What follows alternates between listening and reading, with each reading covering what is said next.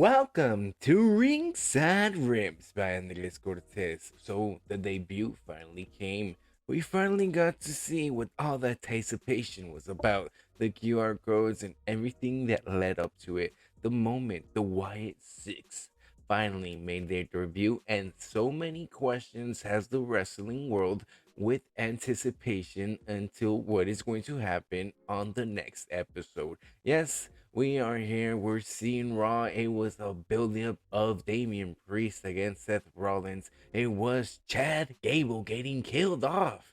Will that continue to happen? Will we continue to see the build-up of what happened after this hyped up Raw? Because so many things happened so quickly that there was so much to talk about. We have Drew McIntyre renouncing, telling the people that he is quitting wrestling. He is leaving the WWE world. And we also have what we saw Braun Breaker and continue breaking apart everybody in the WWE. Now, if you're not familiar, we're going to be talking about everything and speculating about more. Let's think about every single situation that we saw on Raw, because this might have been just the biggest Raw we've ever seen. Not only with every and each character involved, but with all the associations that we saw. Is Braun Breaker going to be the Intercontinental Champion? Is he even possible? Is this just a build-up for Sheamus against Ludwig? Because it might just be Sheamus' opportunity to pick up that Intercontinental Champion. It might just be that one factor, that last goodbye for a perfect and final retirement, and also helping to build up two of these possible characters. Now, in the ending, where we saw main event Jey Uso secure his bunny for Money in the Bank, he was yeeting off to the crowd, and the lights and the fireflies came on, and we only know one way of saying fireflies. Yes, that is when the White Six made their crazy debut, and the cameraman knew exactly what to do. And there it was, the moment. The White Six family making their huge debut, making their presence known. The lights getting dimmer, the action getting bright. And what do we saw? A few key points, a few things that we have to keep on taking notice. Did Chad Gable get killed? I mean, this man had a bullet to his head. This person was uncontrollably a murderer. Yes, the whole family seems to be scary, seems to be cinematic, and we can only applaud the WWE for taking this creative route, for continuing what my fellow fiend had in mind for the future of this. Now, in an exclusive interview afterwards, we did get to say what main event Jey Uso thought about the Fireflies, and he wants no beef, no smoke. He wants the people to know, hey, you can keep this, you can show it all about, because I want you guys to understand. I do not want to mess with you. I do not want to be involved in this. You are really admiring this. And what I admire is how the WWE was able to get every other superstar involved in the after facts of the social media. Yes, we had Jay Uso mentioning it. We had other people that mentioned that they got out. Braun Strowman was able to mention it on his Instagram account, how they were able to leave from their social media and just keep on getting involved. And this is a huge props to what the WWE continues to do. They continue to evolve, not only inside of the television, not only outside, but in the community. So definitely, we got to see how the Y6 is going to continue to affect every showing, but don't expect them.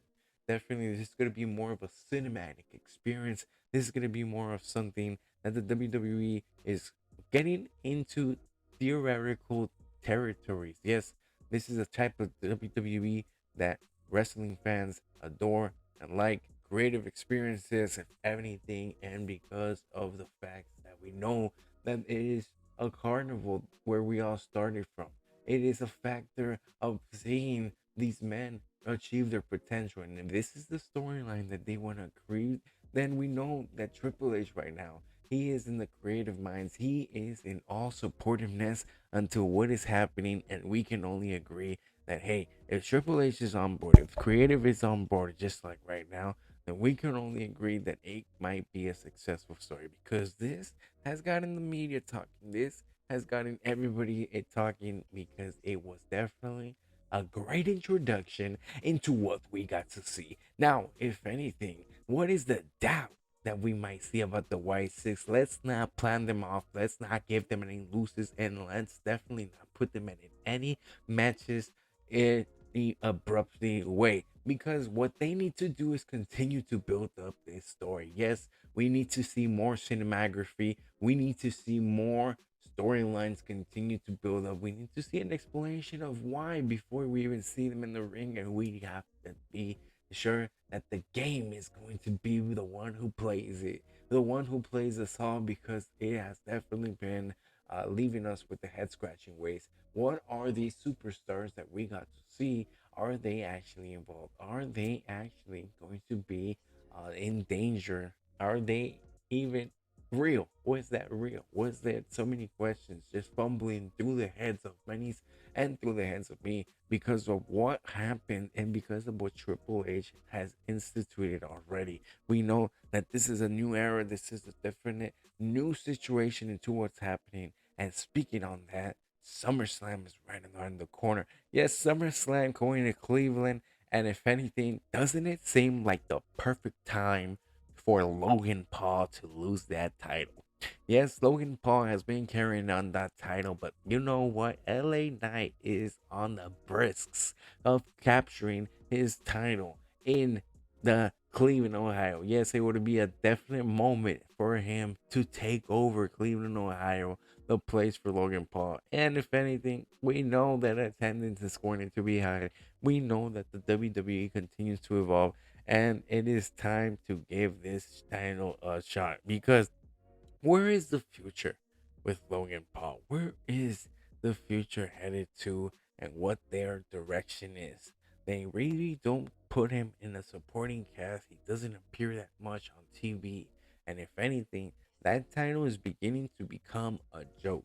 So if anything, we need to see this SummerSlam really a title change, really a definitive moment. Yes, continue to build up on heat with what Logan Paul does. Do it in his main home. Do it so that we might be able to see another side. But it is coming to an end of an era, and it is affirmative. Logan Paul might be losing that title in SummerSlam, might be coming to an end, and just because SummerSlam is right around the corner, we know that definitive person who is going to take that title away.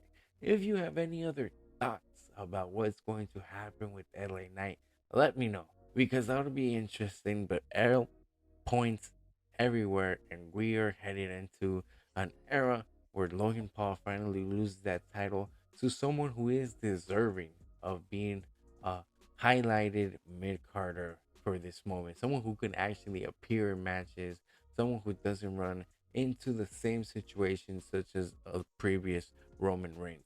Because we are tired of the antics, of the cheating, of the schematics that Logan Paul brings. And if anything, I believe his storyline is getting stale. Yes, he always cheats. Yes, but then where we continue other than man, CM Punk. His storyline is never getting stale because he is the best in the world. His storyline with Drew McIntyre continues to evolve, continues to leave us all scratching our heads, continues to leave us all impressive, and we can only expect what is actually going to happen in SummerSlam. Thank you for watching.